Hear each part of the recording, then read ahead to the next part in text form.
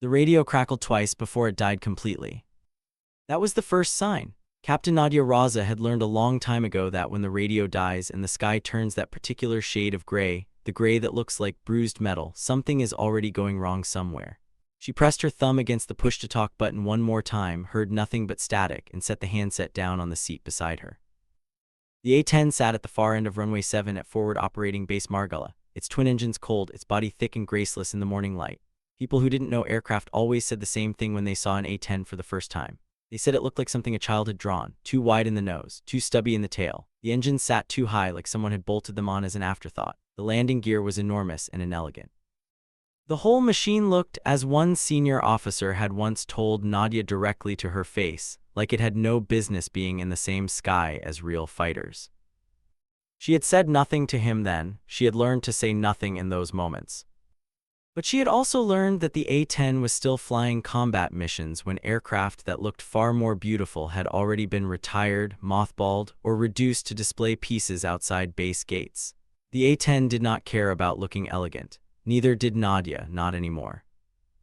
If you are watching this right now and you have ever been told you don't belong in a place where you clearly do, then stay with this story until the very end. It is going to mean something to you. Subscribe if you haven't already, drop a comment telling me where in the world you are watching from, and let's begin. She was 34 years old and she had been flying for 11 years. She had logged more low-altitude close air support hours than any other pilot currently assigned to Margalla, a fact that was recorded in her file and almost never mentioned by anyone in a position of command. She was not the fastest. She was not the most decorated. She had one commendation for sustained operational performance under adverse conditions, and she had received it by mail in an envelope with a form letter that had her name spelled incorrectly. Her father had been a signals officer, not a pilot. He had watched her get her wings from the second row of the ceremony hall, and he had not said much afterward, just stood beside her with his hands clasped behind his back the way he always stood when he was trying to hold something together inside himself. He had said, "Don't let them make you invisible." She had not fully understood what he meant at the time. She understood it now. He had died 2 years ago, a cardiac event, fast, no warning. She had been in the air when it happened. She had landed 3 hours later to find 3 missed calls from her brother and a message from base medical that she still could not bring herself to delete. She kept a photograph of him in the left breast pocket of her flight suit, not a dramatic gesture, just a habit she had developed after the funeral, a way of taking him with her into the one place she had always felt like herself. The sky did not care about rank insignia. The sky did not care about what she looked like or who her father was or whether some colonel thought her aircraft was beneath the occasion. The sky simply pushed back against the aircraft, and the aircraft pushed back against the sky, and everything in between was just physics and training and the particular quality of a pilot's nerve. She had plenty of nerve, that was never the question. The question, as it had always been, was whether the people above her would ever bother to find out. Colonel Hamid Suri arrived at runway 7 at 6:42 in the morning, 13 minutes after the radio went dead, wearing his cap at the precise regulation angle and carrying a tablet under one arm and a dissatisfaction with the entire morning that was visible from 50 meters away.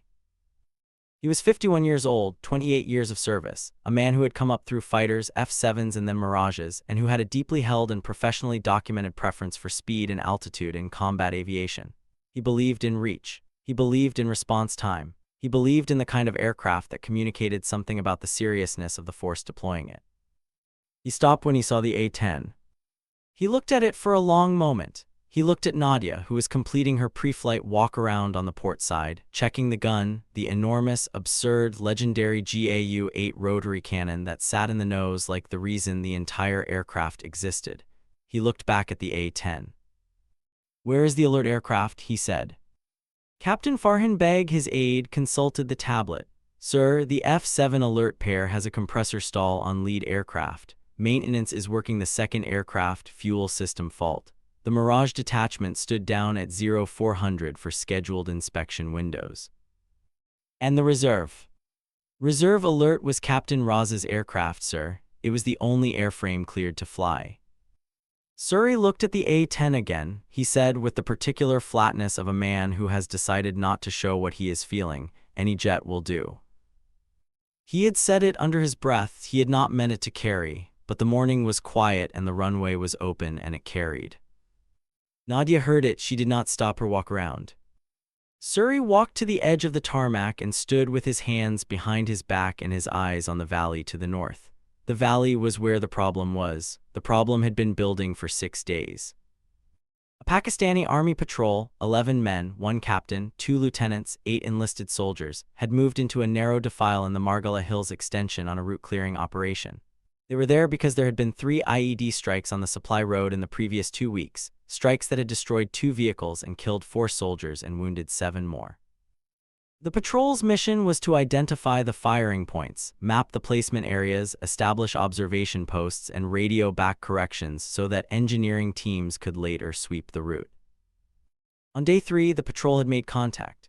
On day 4, they had consolidated in a defensive position in the defile, a natural choke point that was tactically defensible on 3 sides but completely exposed from above, specifically from a ridge that ran along the eastern wall of the valley at approximately 2,300 meters elevation. On day 5, the radio operator had been wounded. On day 6, which was now the only radio working, was a personal emergency beacon that transmitted location and a single status code.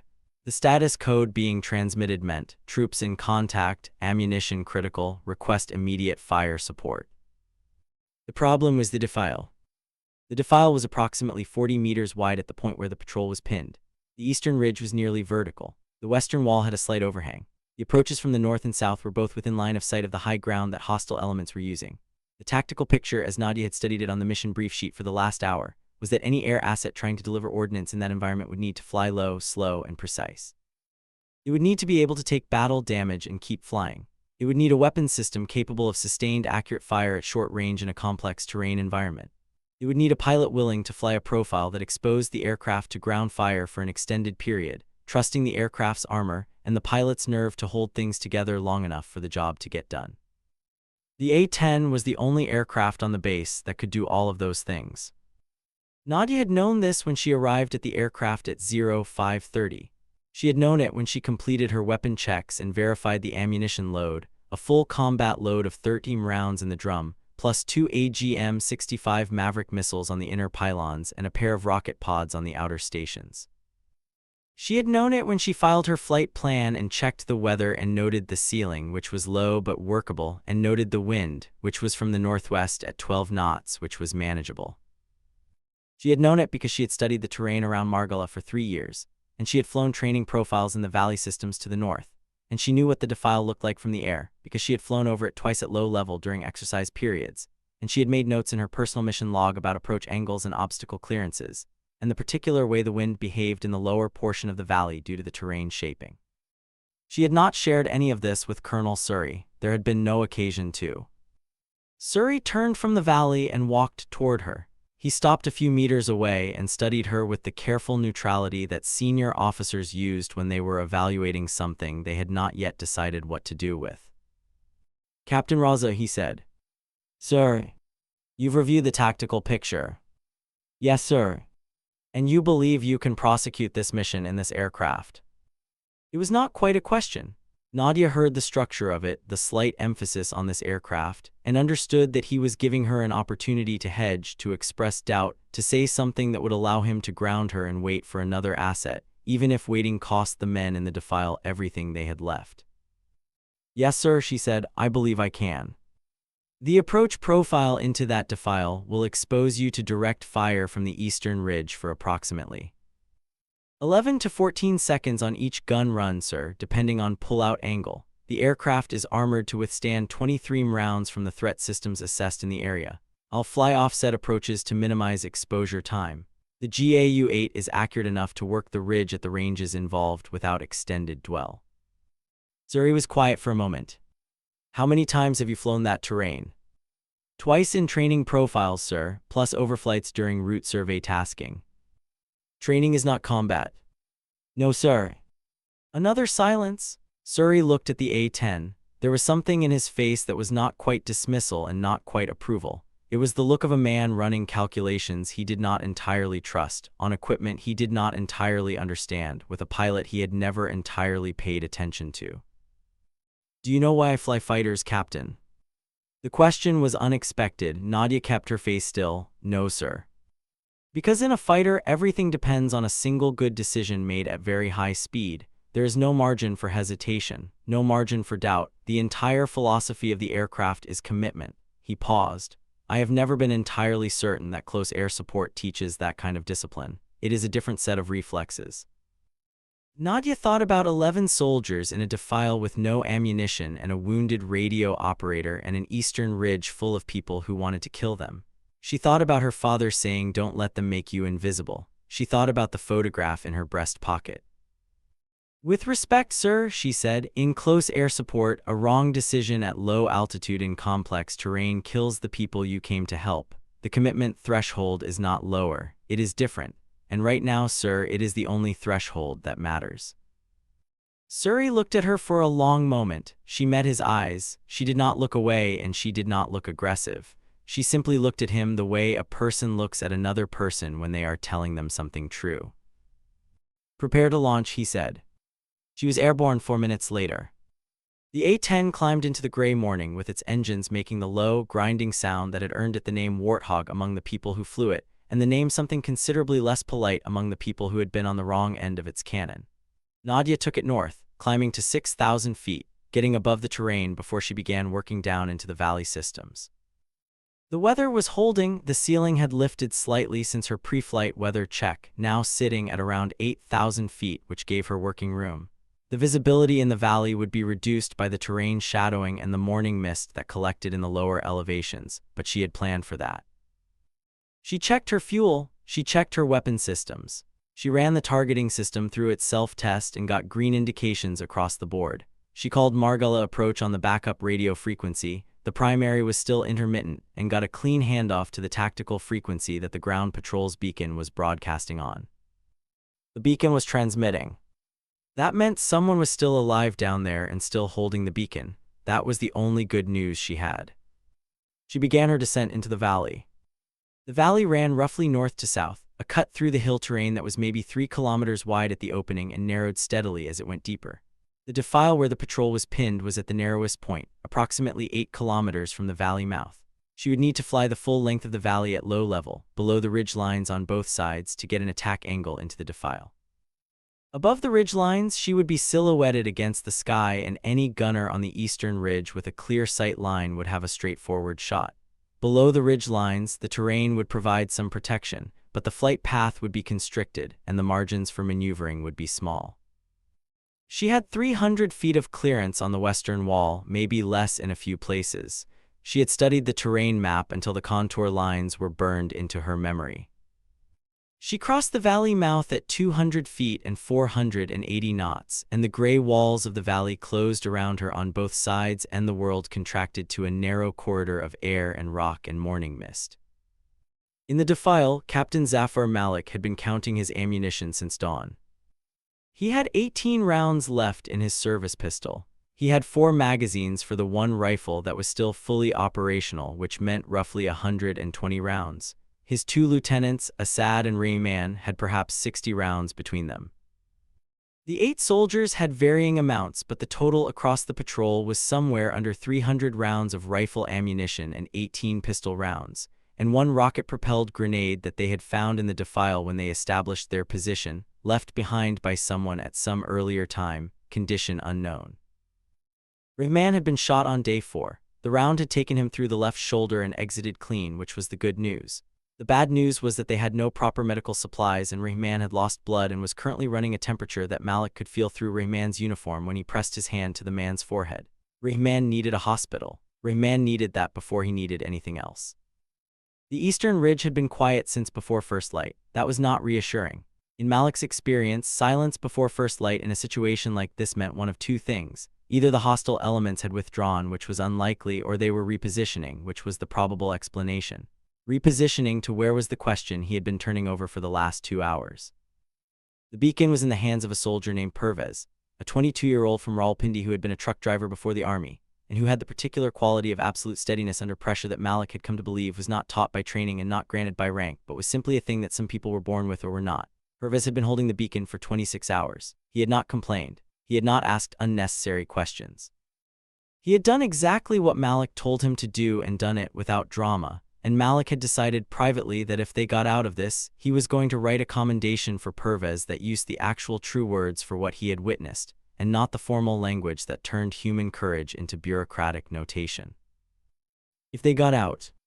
The sound came from the south. It was a low, grinding, metallic sound, not like anything Malik had heard at close range before, and it was moving fast and getting louder very quickly. He pressed himself against the western wall and looked south down the defile, and saw the A-10 come around the last bend at what seemed to him like an impossible speed for something flying so low, its wings nearly filling the width of the defile, its nose pointed slightly up because it was in a climb, and then it was overhead and past, and the sound hit him like a physical force, and the mist in the valley shook. Pervez looked at Malik. Malik looked at Pervez. "Was that ours?" Pervez said. "Yes," Malik said, because he had seen the markings as it passed, and he was certain. He pressed his back against the wall and let out a long, slow breath. Then he said, "Hold that beacon up as high as you can get it." In the cockpit, Nadia had the patrol's position on her targeting display, marked by the beacon signal translated into a map symbol that sat in the middle of the defile floor approximately 400 meters from the mouth of the final bend. She had seen the thermal signatures as she overflew, several figures pressed against the western wall, alive and moving, which was the confirmation she needed. She had also seen on the eastern ridge the heat bloom of at least 3 firing positions, weapon systems that had been in use recently and still showed warmth in the infrared, and she had seen moving along the ridge crest a group of figures working their way toward a spur that jutted out over the defile, a position from which they would have a near vertical downward angle on the patrol's location, a position that would be catastrophic for the soldiers below if it was occupied before she could engage it. She had maybe 4 minutes before that spur was occupied, maybe less. She pulled up into a tight climbing turn, trading speed for altitude, getting herself above the ridgeline for the targeting solution she needed. On the ridge, she was exposed. She knew that. She also knew that the targeting geometry for the spur required an angle she could not get from inside the defile, and that getting the shot wrong at low level in that terrain with friendlies below was not an acceptable error. She rolled inverted at the top of the turn, selected the cannon, and came down. The first burst of 30 fire from the GAU-8 lasts approximately 2 seconds when the trigger is held. In those 2 seconds, approximately 70 rounds leave the cannon at a muzzle velocity that makes them, for practical purposes, impossible to avoid if the aim is correct. The sound of the cannon firing from outside the aircraft is a sound that has been described in various ways by various people who have heard it in combat. But the most common description, repeated across decades and across continents by soldiers who were on the correct side of it, is that it sounds like God clearing his throat. The spur was occupied by 4 figures. After Nadia's first gun run, it was occupied by none. She pulled off hard left back into the valley, nose up, engines pushing, and she heard it clearly, a distinct metallic sound on the underside of the left wing, a hit, something had found her. She checked her instruments. The left wing station was showing a caution light. The weapon on that station, the outer rocket pod, was showing malfunction. She isolated it. Everything else was green. 1 hit, aircraft still flying, stay on the problem. She set up for the second run, this one into the defile itself, targeting the 3 firing positions she had identified on the eastern ridge. This was the run she had thought most carefully about, the run that required the narrow approach down the valley floor, the exposure window, the discipline to hold the aircraft steady in the approach while the eastern ridge was firing at her, and the terrain was tight on both sides and the friendlies below were close enough that a significant error would be catastrophic. She had thought about it, she had run it through her mind 100 times in the preceding hour. Now she stopped thinking about it and simply flew it. The valley approach lasted 9 seconds. She counted them. Not obsessively, not in a way that distracted her from the flying, but with the part of her mind that was always counting, always measuring, always calculating the margins. 9 seconds of exposure. She felt 2 more impacts, lighter ones, on the tail section. The aircraft buffeted slightly and then stabilized. She held the approach. The eastern ridge filled her targeting display. She put the pipper on the leftmost firing position and fired. Walked the cannon right to the center position, fired again, kept walking to the rightmost, fired a 3rd time, and then the defile walls were rushing past her and she was pulling up hard maximum G 400 feet of rock on either side. The aircraft groaning with the load but holding, the engines screaming, the altimeter unwinding and then revering as she climbed through the ridge line elevation and into the open air above. She checked instruments. Tail section had taken small arms, caution lights on the tail warning system, but no hydraulic loss, no flight control degradation. The aircraft was flying. The GAU-8 had expended approximately 240 rounds. She had ammunition remaining. She came around for a 3rd pass to assess. The eastern ridge firing positions were no longer firing. Nadia set up an orbit above the defile, wide and high enough to stay outside the threat ring of anything that might still be up on the ridge, and checked her fuel and her remaining weapons. She had enough fuel for 20 more minutes in the area. She had the 2 Mavericks on the inner pylons. She had the remaining rocket pod on the right wing station and the third EM in the drum. She called Margella on the backup radio. Margella, Firebird 1-1, 3 firing positions suppressed, unknown battle damage assessment, friendlies confirmed alive in defile, requesting ground extraction asset status. The radio returned static and then a voice. It was Suri's voice, which meant he was now in the Tactical Operations Center personally working the radio, which told her something about how seriously he was taking the situation. Firebird 1-1, extraction convoy is 30 minutes out. Army Aviation has 1 helicopter 40 minutes out. Can you maintain station? 20 minutes of fuel, 40 minutes to helicopter, 20-minute gap. Negative on 40 minutes, sir. I can maintain station for 20. Army Aviation is pushing fastest safe speed. Understood, I'll be here as long as I'm here. She maintained the orbit. The defile below was quiet. She watched the ridge on every orbit, checking for movement, checking for the heat bloom of new firing positions being established, checking for anything that would tell her the threat had reconstituted. For the first 12 minutes, nothing moved on the ridge. On the 13th minute, she saw movement on the northern slope. A group 7 or 8 figures moving toward a secondary ridge that ran perpendicular to the main eastern ridge, and that, she realized as she watched their direction of movement, would provide a line of sight into the defile from the north. From that position, the patrol would have no cover. The western wall of the defile offered protection from the east. It offered nothing from the north. She had 7 minutes of fuel remaining. She also had 2 Mavericks. A Maverick missile is a precision-guided munition. It homes on a target designated by the aircraft's targeting system. It is not a weapon for close proximity to friendly forces. It is a weapon for hardened positions, vehicles, concentrations of enemy forces at a distance that provides a safety margin. Using it against a target on a ridge line above friendly forces in a narrow defile, with 7 minutes of fuel remaining and battle damage to the aircraft that had affected at least 2 system caution indicators, was not in any standard operating procedure that Nadia had ever read. She also had 7 minutes of fuel, and the alternative was leaving the patrol exposed. She called Margella. Sir, I have a group of approximately 8 personnel moving toward a northern ridge position. From that position, they will have direct line of sight into the defile from north. I have 2 Mavericks remaining. Request clearance to engage. A pause. Targeting geometry. Missile profile will be from above. Target is on ridge. Friendlies are at least 300 meters horizontal from target, below ridge level. Fragmentation pattern from ridge impacts will dissipate into the hillside. Risk to friendlies assessed as low. Assessed by whom? Fair question, by me, sir. Another pause, longer. Nadia held the orbit. The figures on the northern slope were still moving. She watched them and she waited, and she thought about Rehman with his fever and Malik counting rounds and Pervez holding the beacon steady in the air for 26 hours, steady the way some people just were, and she waited for the colonel's answer. Cleared to engage, Suri said. Your assessment. She set up the first Maverick and fired. The Maverick hit the northern spur 30 meters from the crest, and the explosion was followed by a secondary that she assessed as an ammunition impact. The group that had been moving toward the position was no longer visible on her thermal display. She held the orbit for 90 seconds, watching, and nothing moved on the northern slope. She checked fuel 4 minutes. Margella, Firebird 1-1, northern threat engaged, target suppressed, fuel state critical, I need to depart in 2 minutes. Copy, Army Aviation is 22 minutes out. 22 minutes? She had 2. There was a gap she could not close. She flew the orbit 1 more time and thought about the gap and thought about what was in it and made the calculation that she had been making in small ways her entire career, the calculation between what was required and what was available and what the difference between those 2 things would cost. She had 1 Maverick remaining. She had the rocket pod. She had maybe 60 or 70 rounds of 30 left in the drum. She flew down the valley at low level, down from the defile toward the valley mouth, following the route the extraction convoy would take. On both sides of the road through the valley floor, she looked for anything that would threaten the convoy or the helicopter. She found what she was looking for 3 kilometers south of the defile, a vehicle, concealed under netting in a dry streambed off the valley road with 2 figures beside it. The vehicle was armed. She could see the outline of what was likely a heavy machine gun on a pintle mount. She engaged it with the last Maverick. The streambed was clear.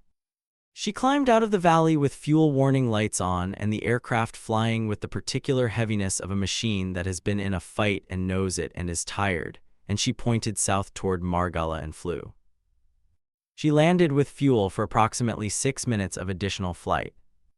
Maintenance crews came out to the aircraft before the engines had finished spooling down and began documenting the battle damage, which turned out to include 11 separate impacts from small arms, one of which had cut a hydraulic line that had been routed redundantly enough that she had felt nothing wrong in the flight controls, and one of which had damaged the tail warning receiver in a way that had prevented her from knowing, for the last 14 minutes of the mission, that she had been periodically illuminated by a ground-based radar system that had never managed to achieve a lock on the aircraft because she was too low and too fast and the terrain was obscuring the radar picture.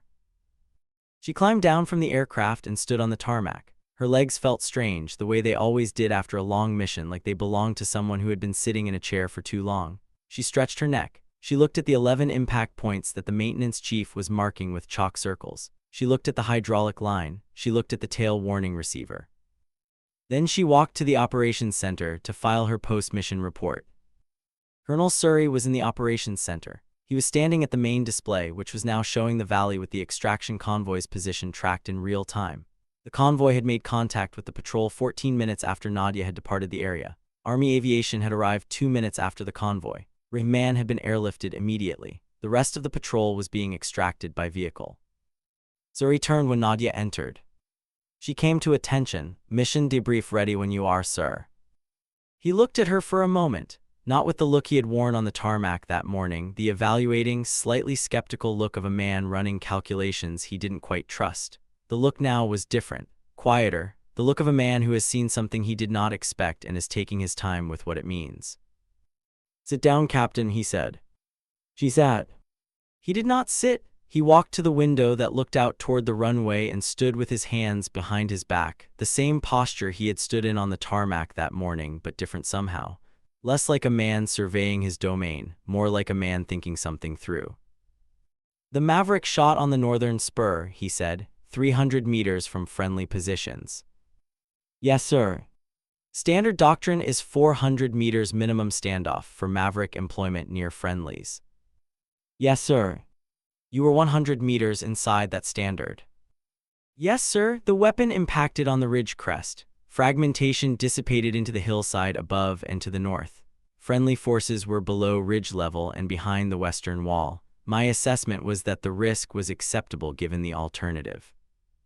And if your assessment had been wrong? She had thought about this. She had thought about it in the air while she was setting up the shot, and she had kept thinking about it at the back of her mind the way you keep thinking about things you cannot undo. If my assessment had been wrong, sir, I would have killed the people I was sent to protect, and I would have had to carry that. Surrey was quiet for a long time. 11 impacts, he said. You took 11 impacts and continued the mission. The aircraft is built for it, sir. Most pilots I know, taking the first impact at low altitude over a defile with terrain on both sides, would have pulled off and assessed. There wasn't time to assess, sir. If I pulled off after the first hit, the spur position would have been occupied before I could set up another run. So you kept flying? Yes, sir. Another silence. Outside, the maintenance crew was still working around the A-10, documenting, photographing, marking with chalk circles. From the window, the aircraft looked battered. It also looked, as it always looked, like something that was going to fly again. Captain, Surrey said without turning from the window, when I said any jet will do this morning. You didn't mean it as an insult, sir, she said it quietly, without heat. You meant that the mission required an aircraft and any aircraft available was better than no aircraft. I understand that. He turned then, he looked at her with the quiet look. No, he said, I meant it as an insult. I thought the aircraft was beneath the situation. I thought the better answer was to wait for another asset. He paused. I was wrong about the aircraft. I was wrong about you, and I was wrong to say it where you could hear it. Nadia said nothing. There was nothing to say that the moment didn't already hold. Surrey nodded once to himself as if confirming something. Your post-mission report will include a full accounting of the Maverick employment decision, he said. I will annotate it with my personal authorization of your clearance to engage. The board will review the doctrine deviation. I believe they will find it justified. Yes, sir. Dismissed, Captain. She stood, came to attention, and left. She walked back to the aircraft, not because she needed to, but because it was where she needed to be for a moment. She stood at the nose and looked at the chalk circles. 11. She looked at the gun in the nose, that enormous, absurd gun that had cleared the spur and killed the threat and given 11 men enough breathing room to still be breathing. She put her hand on the fuselage, flat-palmed, the way you put your hand on something you trust. In the defile 6 hours later, Pervez was sitting in the back of an army truck with a blanket over his shoulders and a cup of tea he hadn't touched yet because he was too tired to lift it. He was not thinking about the A-10. He was thinking about his family in Rawalpindi and about the fact that he was going to see them again, which had not been certain this morning. He was thinking about how his mother always kept the tea too hot and how today that would be exactly right. He had held the beacon for 27 hours. He set it down on the seat beside him and looked at it for a moment and then looked out at the valley walls moving past as the truck drove south toward the valley mouth and the world beyond it. Rayman was in surgery when the extraction convoy reached the hospital, and the surgeon would later say that another 4 hours would have made the decision about the shoulder joint considerably more difficult. The surgery took 3 hours and Rayman kept the joint and would eventually recover 80% of its function, which was not perfect but was enough to come back, and he came back. Malik wrote his report that evening, sitting in the operations room at Margullah with a cup of tea and a kind of exhaustion that was different from tiredness, the exhaustion that comes after the moment when everything could have gone wrong and didn't. He wrote, "The air support provided by Captain Raza's aircraft was decisive, timely, accurate, and executed at personal risk and professional courage that significantly exceeded standard parameters." He thought about whether that was the right language and decided it was the honest language and submitted it. The report went into the system the way most reports went into the system, up the chain, annotated, reviewed, filed. It was not the last word on Nadia's performance. The Doctrine Review Board looked at the Maverick employment and found it justified under the operational circumstances, and noted in their finding that the decision demonstrated sound tactical judgment under time-critical conditions, and recommended that the engagement parameters for Maverick employment in specific terrain configurations be reviewed to allow for command discretion. That recommendation was adopted 8 months later, quietly, in a procedural amendment that contained no reference to the event that had prompted it. Nadia did not receive a medal. She received a formal letter of commendation which went into her file, and her name appeared in the tactics review document as an unnamed case study. She kept flying. She flew the same A-10 which maintenance had repaired in 11 days, all 11 impact points closed, the hydraulic line replaced, the tail warning receiver upgraded to a new standard. She flew it through that autumn and into the winter, and the aircraft flew as it had always flown, heavy and graceless and absolutely reliable, the way things that are built for a specific serious purpose tend to be reliable when the purpose presents itself. Zuri flew back to his headquarters 4 days after the mission. Before he left, he walked to the flight line early in the morning alone, before the day had fully started, and stood for a moment at the nose of the A-10. He was not a man who made large gestures or said things he hadn't considered. He stood at the nose of the aircraft for perhaps a minute, looking at it, and then he walked back to his car and drove to the gate and left. Nobody saw him do it. That seemed right to him. The question that the whole thing leaves behind is not about the aircraft or the mission or even the doctrine review. Those are all resolved in their ways. The question is about Suri on the tarmac that morning, saying any jet will do, and whether he would have made the same decision faster or differently, or with less skepticism built into it, if Nadia had been someone else. He could not answer that question cleanly, which was probably appropriate. He kept it with him the way you keep questions that don't close. Nadia kept flying. She kept the photograph of her father in her left breast pocket. She did not talk much about the mission in the defile. When people asked, she said the aircraft performed exactly as designed, which was true, and that the soldiers on the ground held their position, which was also true, and that the weather cooperated, which was partly true. She did not talk about the 11 impacts or the Maverick shot at 300 meters or the fuel state when she cleared the valley. Those were details for the report. The report was already filed. She thought about her father sometimes on long missions, in the particular quiet that existed at altitude when the aircraft was in a clean cruise configuration and there was nothing demanding her attention for a moment. She thought about what he had said about not letting them make you invisible. She thought she understood it better now than she had understood it at the ceremony hall, better even than she had understood it after his death, better in the way that understanding sometimes comes slowly and through the specific accumulation of moments. Visibility was not the thing in the end. The thing was the work. The thing was the 11 soldiers in the defile and the 27 hours of Pervez holding the beacon and Rehman who kept the joint. The thing was the chalk circles on the fuselage and the aircraft that flew home in the valley that was quiet afterward. Whether anyone saw it clearly was a separate matter, and it was not in the end the matter that concerned her most. She had done the work had been real, the rest was paperwork. On a morning in November, 2 months after the mission in the defile, she was on the flight line doing pre-flight checks on the A-10 when a young second lieutenant she had never met before came and stood at a respectful distance and waited until she looked up. He was new, barely out of the academy, the kind of freshly uniformed that makes every person who is no longer that age feel the distance of time. "Captain Raza," he said. "Yes."